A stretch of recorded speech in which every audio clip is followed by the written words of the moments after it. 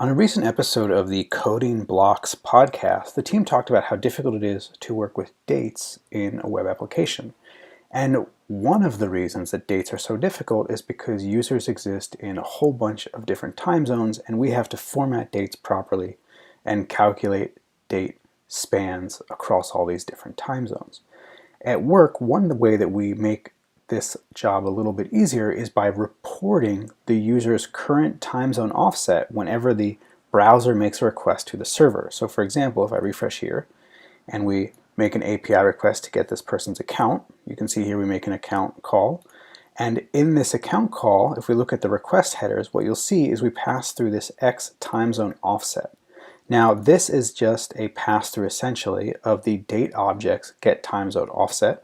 And in fact, if we go into the console here and we do new date, get time zone offset, you'll see that it responds with 240, which is exactly what we are sending here.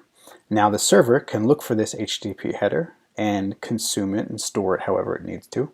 And in fact, at work, we actually send this through as a negative value because the value indicates the time that the current time zone would have to add to a date in order to calculate the UTC.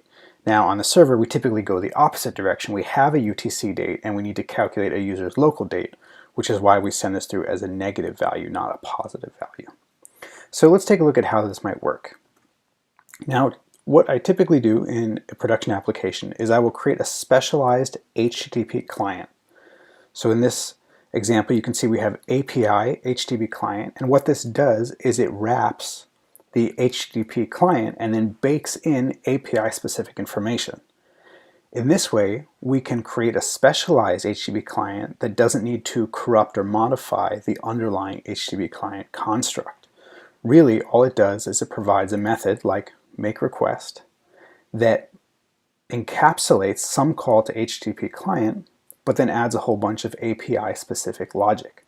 In this case, you see that we are creating a headers object, spreading in anything that's being passed through, and then adding this X-Timezone-Offset header with the getTimezone, which I said again is just basically a pass-through of the native date's getTimezone-Offset.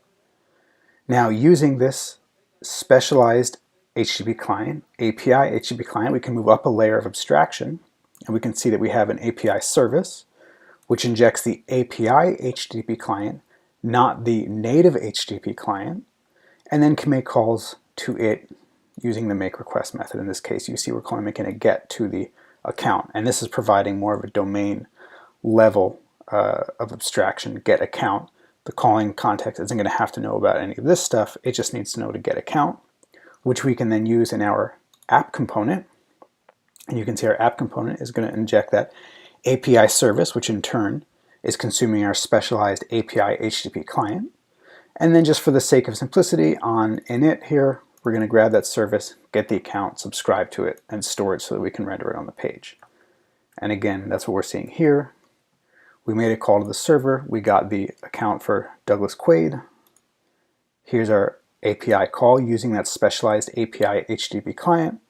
And here's the time zone that we passed through as part of that baked in API specific logic on top of the native HTTP client. So this approach has worked very well for us, and it sort of relieves us from having to think about time zones because we don't actually care what time zone a user's in.